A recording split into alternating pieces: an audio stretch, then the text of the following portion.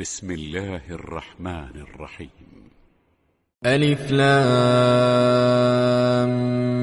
ميم. الله لا إله إلا هو الحي القيوم نزل عليك الكتاب بالحق مصدقا لما بين يديه وأنزل التوراة والإنجيل من قبل هدى للناس وأنزل الفرقان إن الذين كفروا بآيات الله لهم عذاب شديد والله عزيز ذو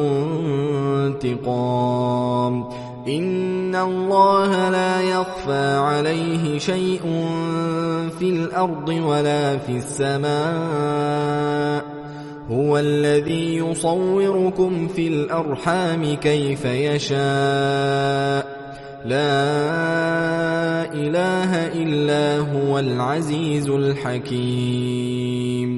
هو الذي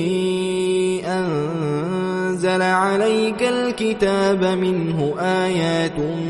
محكمات هن أم الكتاب وأخر متشابهات فأما الذين في قلوبهم زيغ فيتبعون ما تشابه منه ابتغاء الفتنة وابتغاء تأويله وما يعلم تأويله إلا الله والراسخون في العلم يقولون آمنا به